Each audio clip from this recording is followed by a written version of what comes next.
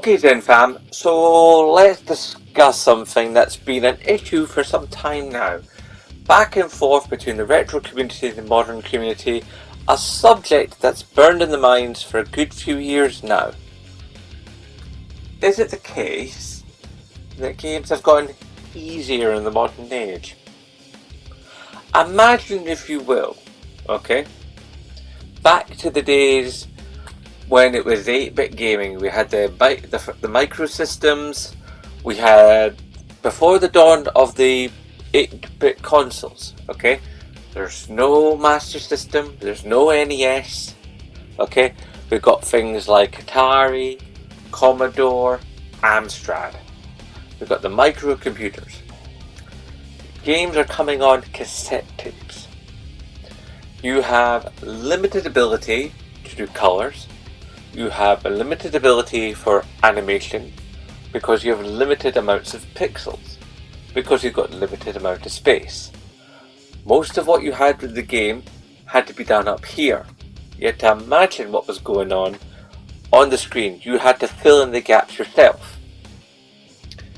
Now we had these very basic pixelated images that were of, by today's standards, incredibly crude designs, but effective designs. I mean, you only have to look back at characters like Horus to see what they had to work with. But work with it they did. And there were some really good games that came out of that period. Any retro gamer worth his salt will wax lyrical for hours about the gameplay that they experienced at that time. Now, yes, there is an argument for rose-tinted spectacles. Fast forward to today, we have games. I mean, look behind me at Horizon Forbidden West, Burning Shores. Gorgeous. A zillion controls on a controller, able to go in any direction, multiple abilities, near lifelike to look at, obviously with a stylistic exception, but light years difference between what I originally started playing on my Commodore 16 when I was but a boy, to now at me 48, having just a couple of months ago played that. Wow. Now the question is, because games now have visual markers, they can have an idea of where to go. You look at a wall, and because of how the texture is designed, you'll understand that that's a wall you can climb, or that's a thing you can grapple hook onto. That's a surface you can walk on, that's a surface you can't walk on. Maybe your character can swim, maybe your character can't swim. Can your character fly? There's all these indications, and there's ability to the characters. So you have fluctuating stats and abilities that you can build and dismantle. There's back and forth with a zillion different systems.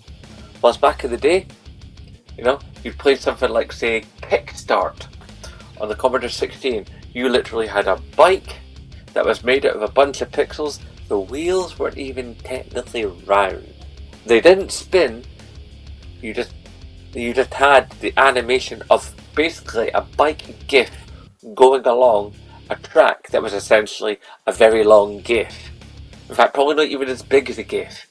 The file sizes were tiny, okay? And you had obstacles and the track, and that's it.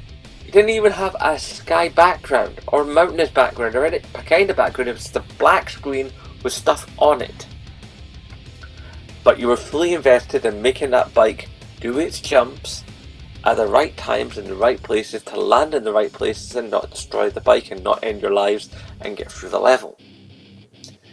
Now you have to wonder, right, if you were to take a gamer, right, let's say you'll have two gamers, both say, let's for argument's sake, let's say 15, okay, two guys who are 15 years old, alright, and you drop them in each other's time period, okay?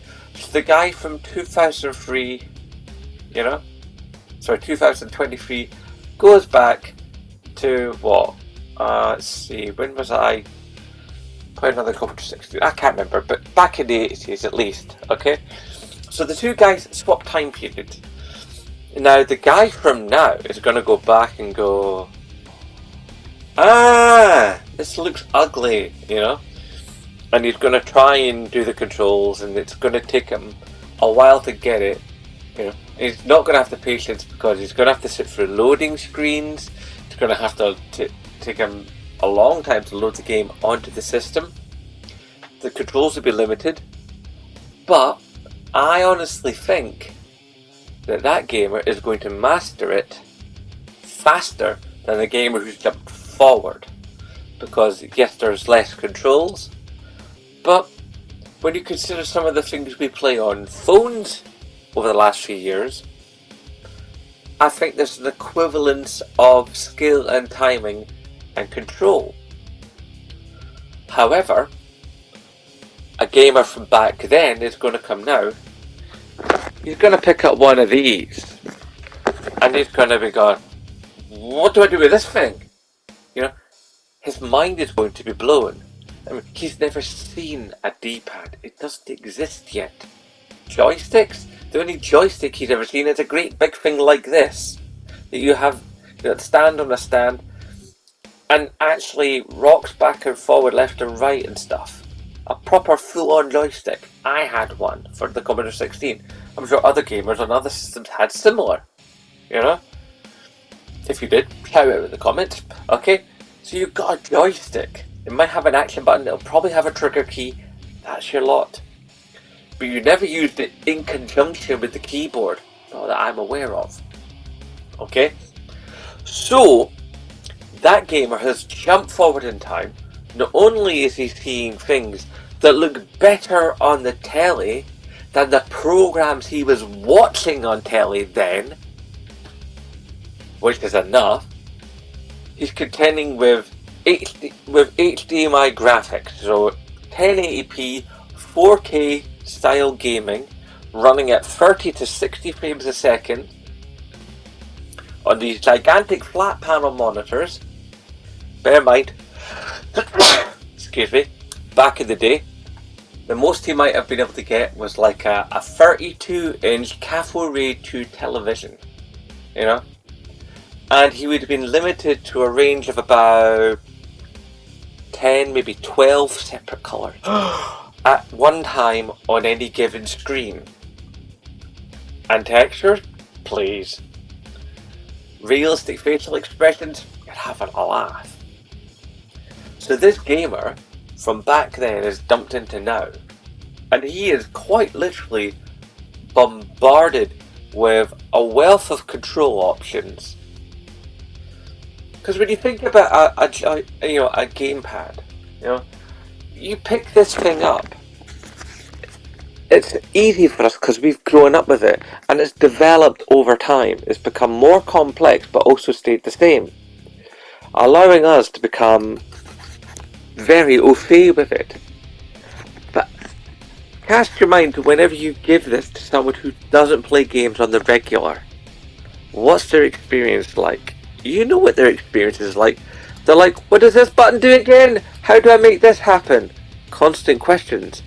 Because to them, this is an alien object. Well, to that gamer, this will be an alien object. Now, that's not the whole story. When you consider that, games back in that period, back in the day, you didn't have multiple lives. You didn't have save states. You couldn't save a position unless maybe you got past a certain level. If you completed a level, sometimes the game might remember that you completed that level. But save states mid-level, forget about it. That just wasn't a thing. Procedural generation? No. All these, well, unless you want to count Elite, then I don't know. But a game then was a very different proposition. It kind of, how to put this? There was there was no way to get round it. You had to either do it or you couldn't. You couldn't cheese a game. You couldn't cheat a game. You couldn't find guides online. There was no online. There was precious little in the way of magazines. So, for you to actually play a game and win at a game, it took constant trial and error and play. But it's also fair to say that the games were simpler. Do this one particular task. Now the task might have had, a crushing set of requirements to be able to complete it. Do it in this time, do it against these particular forces, do it with this limited control scheme. But the overall idea was far simpler.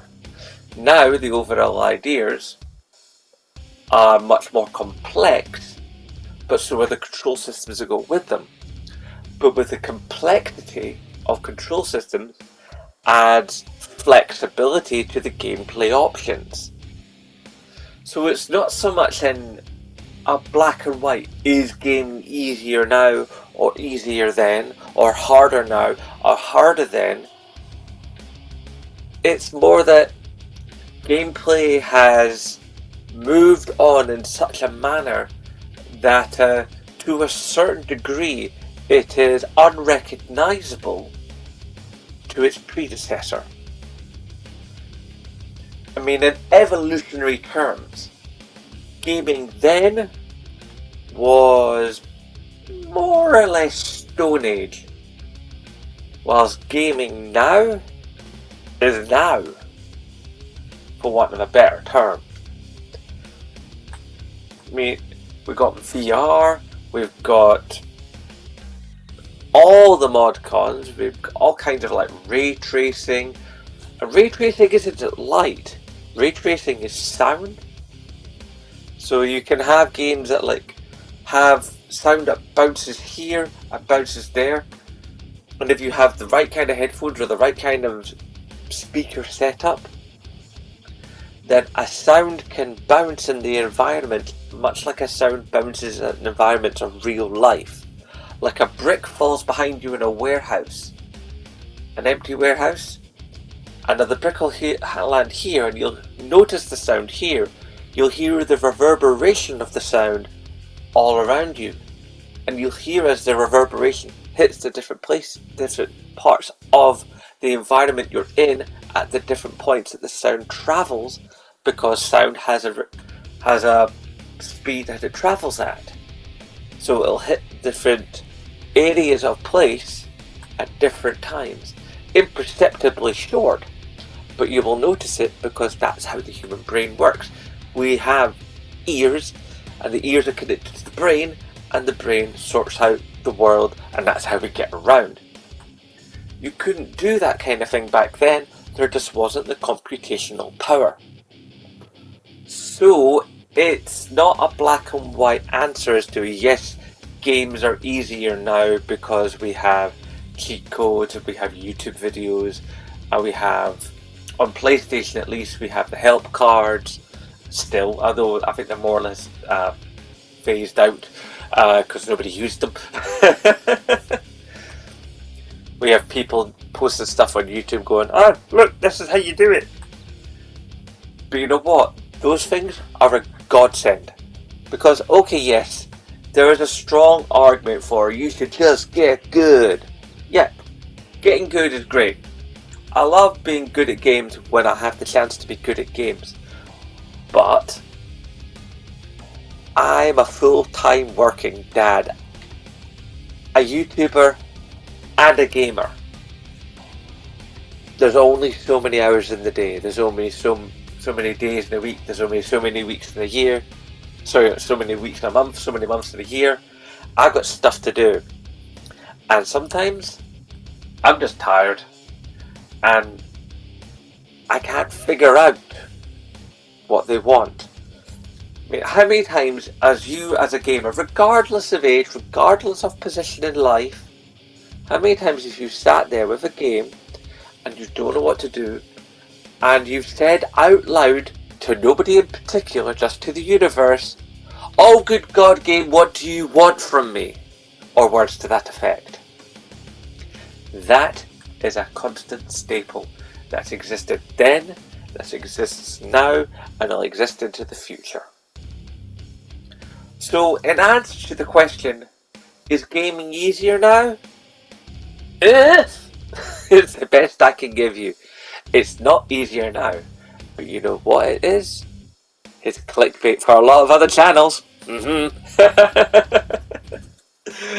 But of course, discuss this amongst yourselves and to me in the comment section down below. Typey.